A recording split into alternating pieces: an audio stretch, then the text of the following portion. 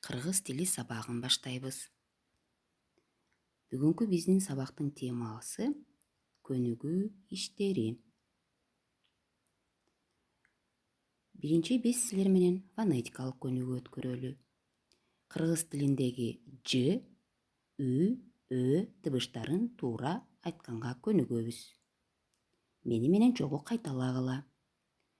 Жыл мезгили, дүйшөмбү, дүкөн, күндөр, көнүгүү. Көнүгүү деген сөздүн жазылышына көңүл бургула.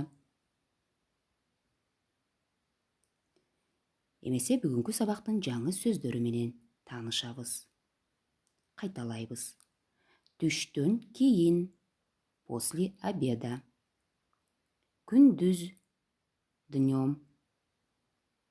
Колумду көтөрүп, поднимаю руку. Жооп берем, отвечаю. Аракеттенем, стараюсь. Эмесе балдар, бул жаңы сөздөр менен сүйлөм түзүп көрөлү. Биринчи сүйлөм. Түштөн кийин мектепке барамын. После обеда пойду в школу. Күндүз кар жаады. Днем шел дождь. Сабакта кол көтөрдүм. На уроке поднимал руку. Мен бүгүн жооп бердим. Я сегодня отвечал. Жакшы окуганга аракеттенем. Я стараюсь хорошо учиться. Эмесе балдар, бүгүн силер менен мын мүчөсү менен таанышабыз. Ребята, окончание мын присоединяется к глаголам и к существительным. И это окончание первого лица. Окончание мын имеет варианты. Мын – мен барамын, я пойду. Мин – мен келемин, я приду. Мун – мен окуймун, я буду учиться. Мүн – мен күлөмүн, я буду смеяться.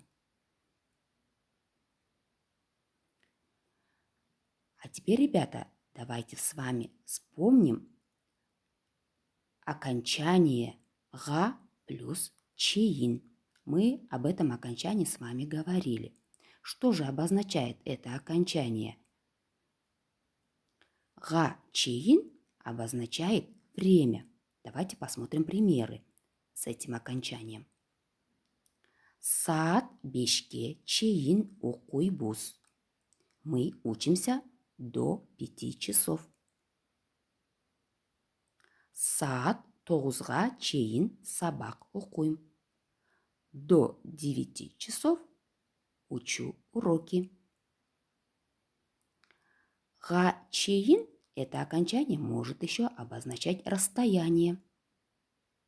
Например, Бишкекке чейин 80 километр. До Бишкека 80 километров. Мектепке чейин автобус барат. До школы едет автобус. Эми балдар, көнүгүү менен иштеп көрөлү. 57-ci бетти ачкыла 4-cü көнүгүү. Бул көнүгүүдө силер сүйлөмдөгү сандарды сөз менен жазышыңар керек. Мисалы, биринчи сүйлөм. Эжем саат 8-ден 12-ге чейин университетте. 8-12 бул сөздөр сан менен жазылган. Силер ушул санды сөз менен жазасыңар, балдар. Сөз менен болгондо мынаки карап көргүлө кандай болуп жазылат. Эжем саат 8-ден 12-ге чейин университетте. 8-ден, обратите внимание, как пишется это слово. Слово 8 оканчивается на звонкий согласный «з». 8-ден. Поэтому мы добавляем окончание «ден». Второе предложение. Апам саат 5-ке чейин жұмышта. 5